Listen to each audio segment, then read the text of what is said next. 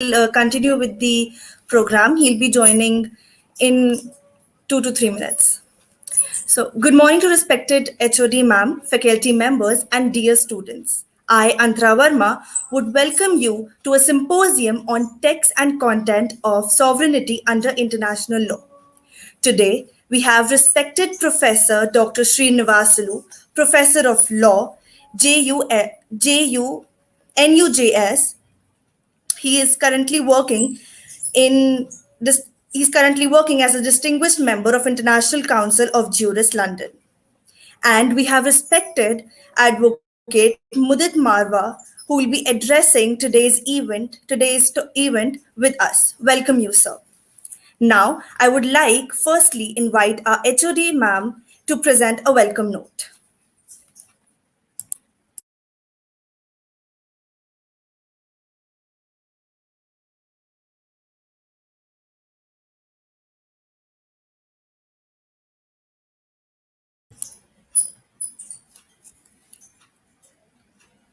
I would like to invite our respected HOD ma'am to present a welcome note. Thank you, Antara. Namaskar to one and all present here. On behalf of Jamtech School of Law, I welcome today's speaker, Professor Srinivasan, NS from National University of Juridical Science, Kolkata, and Advocate Mr. Mudit Marwa. I welcome Chairman of JIMS Education Group, Dr. Amit Gupta, Campus Director, Dr. R.K. Raghuvanshi, faculty member, and dear students. I welcome all other participants in the U2 STEAMyard in the Symposium on International Law.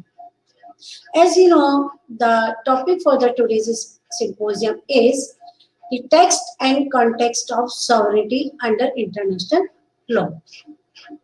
The concept of sovereignty means supreme authority within the territory or might be outside the territory, and this is the subject of the international law.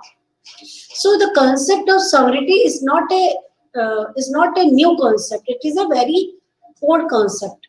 But the context of sovereignty under international law, of course, it is a evaluated modern term in international law. Everyone knows international law is a weak law.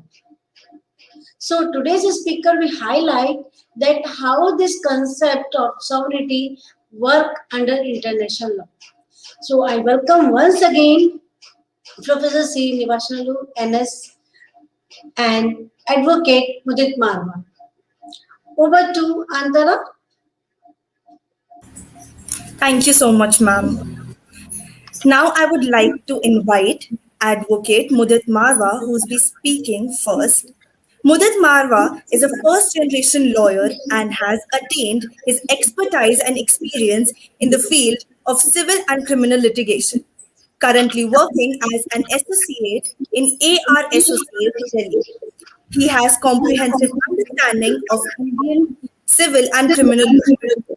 He has appeared in Delhi District Courts, High Courts of Delhi, District, State, and National Consumer Forum of various commissions.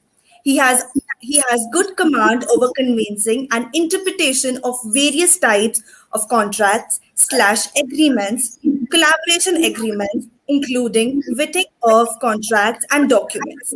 He has previously worked as junior associate at Gambhir and Juris and associate advocate in AGC and Partners Delhi. We welcome you, sir. Over to you.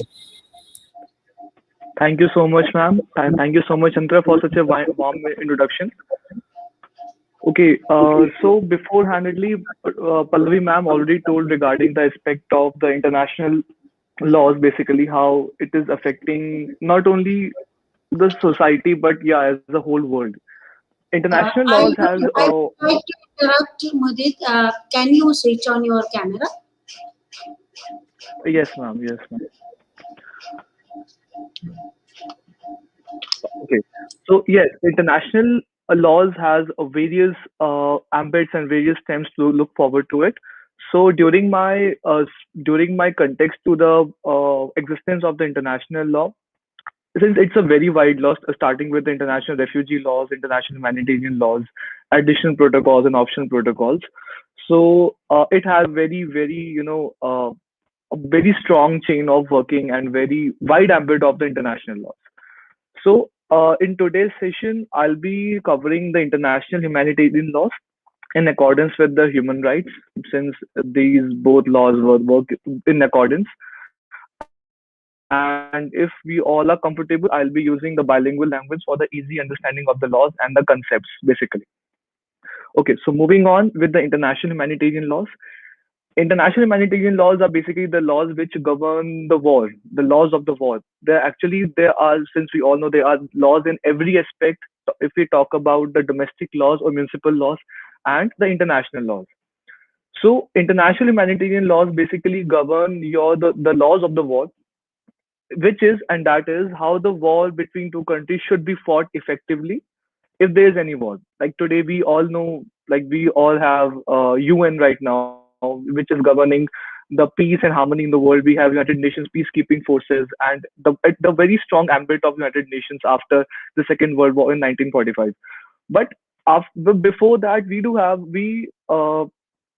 faced a very major problem while formulating the international humanitarian laws and the Geneva Conventions. Okay, I'll just start with the seminar over there.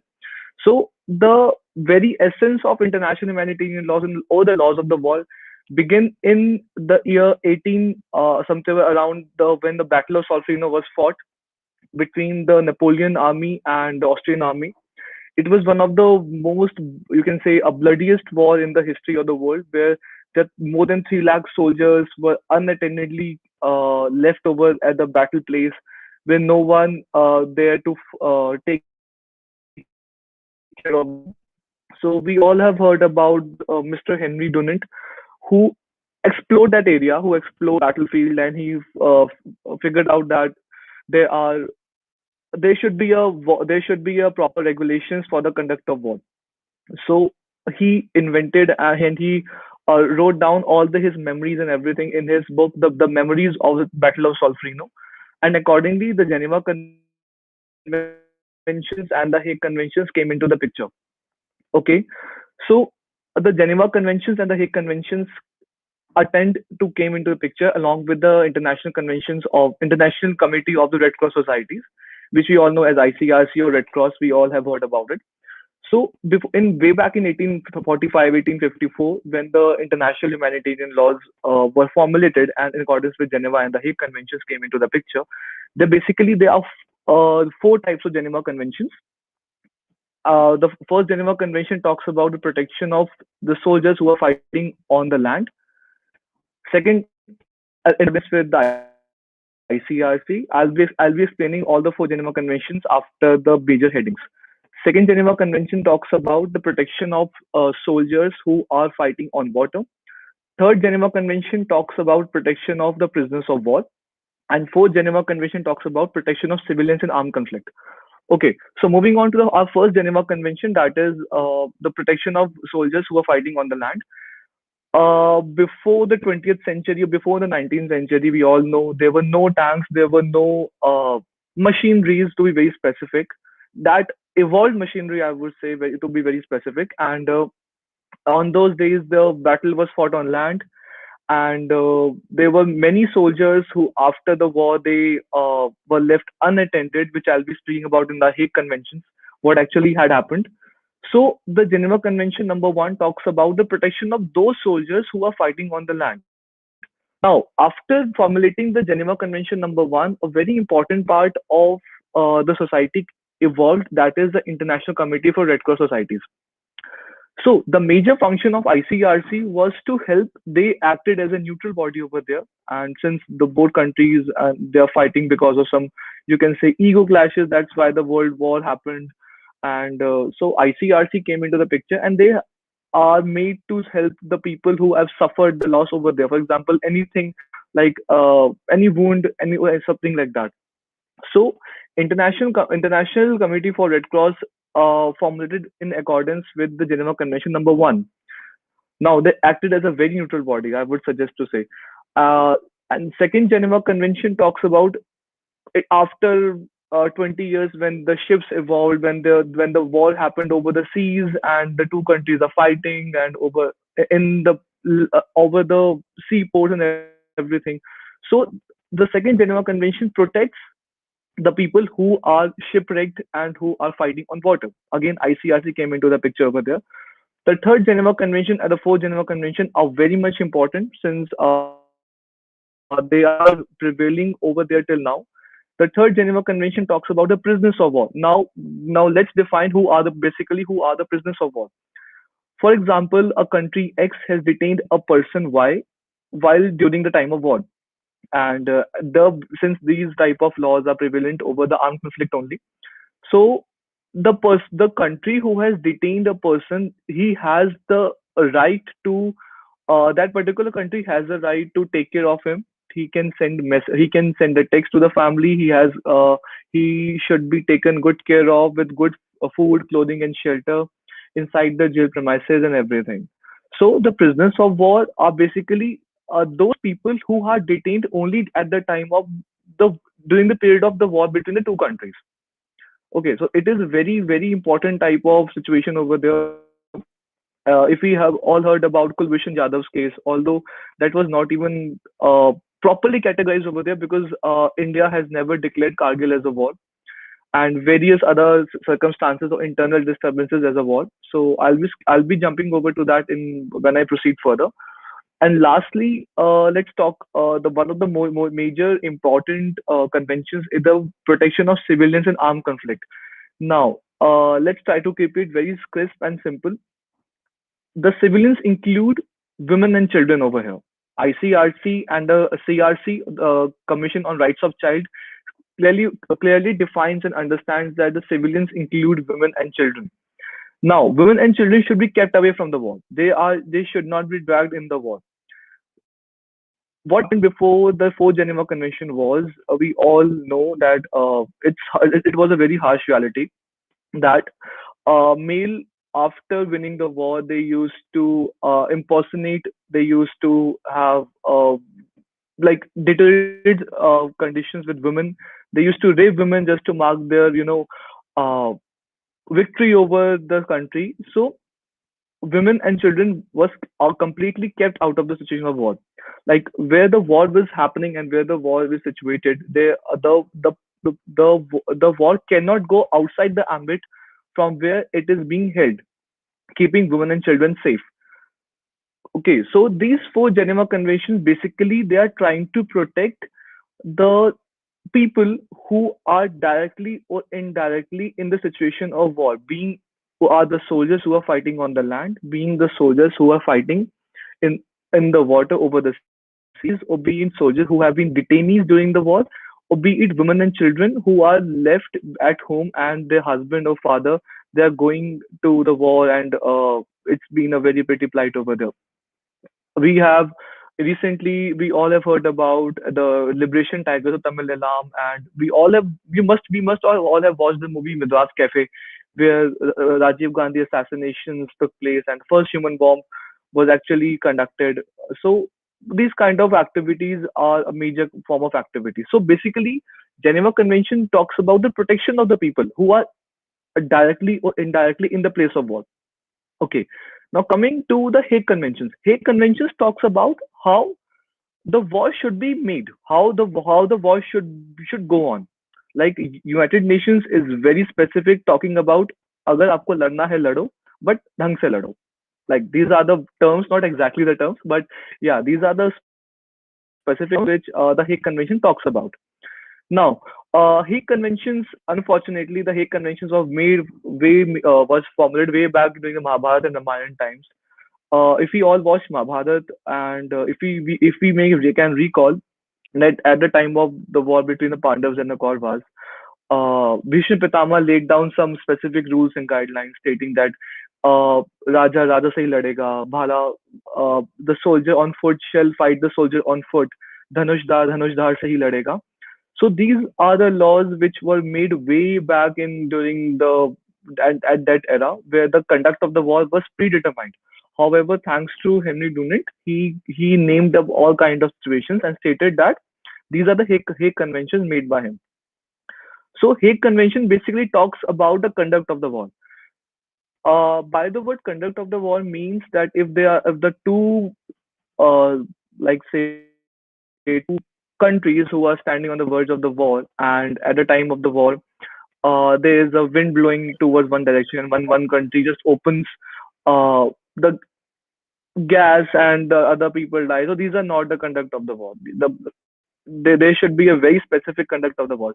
Now, it's very easy to determine, and it's very easy to say that the Geneva and the Hague Conventions or the international humanitarian laws are very strong enough, and many of you can arise a question: okay, the wars are happening. Is there any kind of war? Is there any kind of problem? So the point is, we all have to understand is that the the in order to accept in order to get the IHL in function, because IHL is a very strong law, the country has to admit that there is an armed conflict between two countries. If the country admits that, the entire laws of international humanitarian law in accordance with the optional and the additional protocol of 1966 comes into the picture, and it's obviously come into the bad name of the United Nations that the countries are having a war at this time of at this particular area or era of 20th century.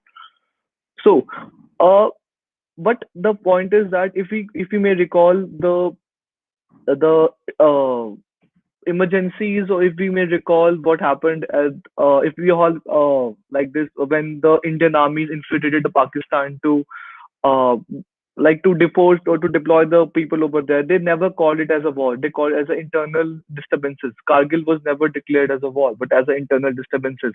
Israel-Palestine issues are a separate example because they are actually into the state of war. Palestinian people, and if you can say Pakistan and various other countries, they are all into. They never declare it as a proper war. They are never declared as an armed conflict. So armed conflict and international humanitarian laws directly come into the picture. Now, we might get confused at what is the difference between international humanitarian laws and human rights. Human rights and international humanitarian laws, uh, to an extent, have a very similar nature, but only one word makes them, different on different aspects. You have human rights, you are entitled with human rights as if you are living in India, as municipal laws or international laws. We have a separate issues under Article 226, Article 32 of the Indian Constitution. Your human rights or fundamental rights are secured. They have all the time with you. But IHL only applies only when there is an armed conflict. The laws and everything applies the same, but it only happens when there is an armed conflict between the two bodies. So you carry your human rights with you. You are born with your human rights. You die with your human rights exhausted. But IHL only covers and governs when there is exactly the laws of the war, when there are armed conflict situations happening over there. So that's with the case scenario. And international humanitarian laws has a very wide aspect. I just covered Geneva Convention and the Hague Convention like in a very crisp way, because the way you go deeper inside these laws, it's just like Alice in Wonderland. The way down you go, the more you dig about what actually happened and what are the laws came up through. Because somewhere or the another, international humanitarian laws are the basically the problem starts when the war gets over, when when a country is completely depleted of their resources, and there are various refugees who are migrating from one land to another.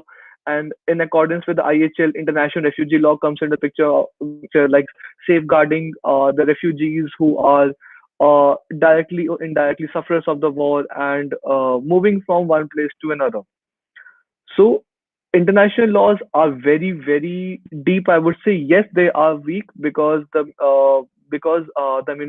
country's domestic laws prevail over the international laws. But yes, once I would again repeat the same. International laws are just like Alice in Wonderland. The deep down you go to rabbit hole, the more it gets complicated. So that's it for me. Over to Antara. Thank you so much, sir. Um, Professor Dr. Srinivasulu is facing some technical issues. He'll be joining shortly.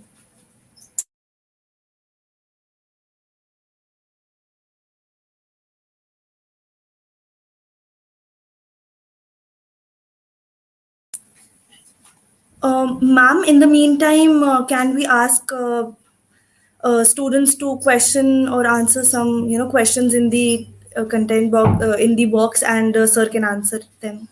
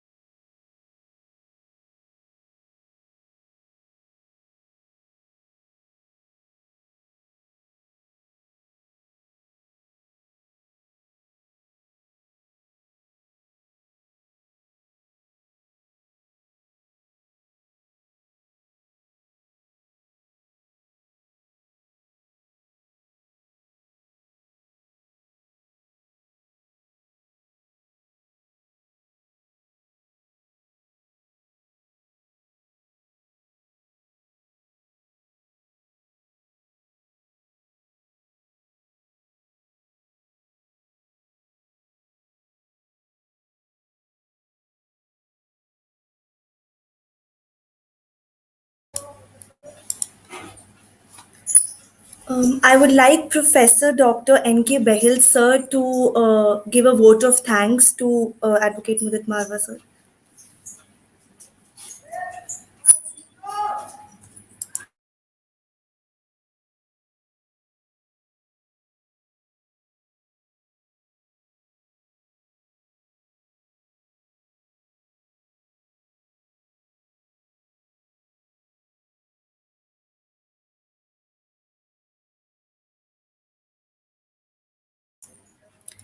Sir, I would like you to please unmute yourself.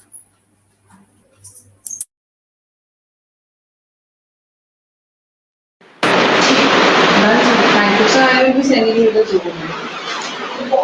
A very good morning to one and all present here.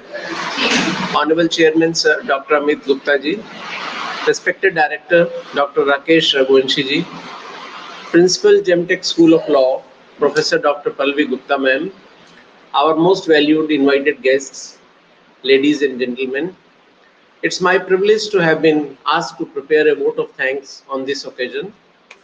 So I, Professor Dr. N.K. Behel, on behalf of Jagannath International Management School, its two universities, and the other organizations of GIMS, and on my own behalf, extend a very hearty note of thanks to the speaker, Mr. Mudit Marwa, who spoke very well on the text and context of sovereignty under international law. We are grateful to Senior Advocate Mudit Marwa sir for sparing time for our students and faculty members. Friends, I'm equally beholden again to our first generation lawyer, Senior Advocate Mudit Marwaji. His contribution in the field of constitutional law, civil law, criminal law is well known, but it is a rare combination that he has equal command over international law. Once I heard Sir concluding his speech that international law is a law between the states but not over the states. Well said, sir. I would like to take this opportunity to place on record our hearty thanks to Honorable Chairman Dr. Amit Gupta ji for his perfect logistic support and guidance he has extended to all of us for this symposium. I also extend my thanks to our worthy director, Dr. Rakesh Raghuvanshi ji, for his enormous cooperation and guidance in the organization of this event. I'm also very thankful to Professor Dr. Palvi Gupta, Principal Gemtech School of Law, for her constant support and guidance, not only to the students, but also to our faculty members. I am equally beholden to our faculty coordinators, Tanushri Gupta, Diksha Sareen, Gaurav Saha, Mudit Rohila, Tanvi Sharma, and Vignesh Balaji sir.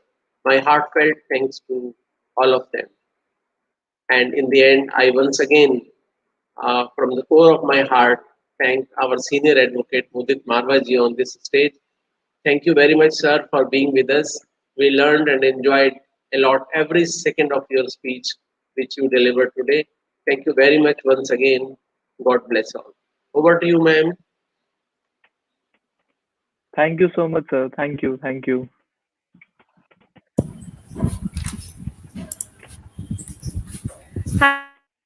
Thank you so much, sir.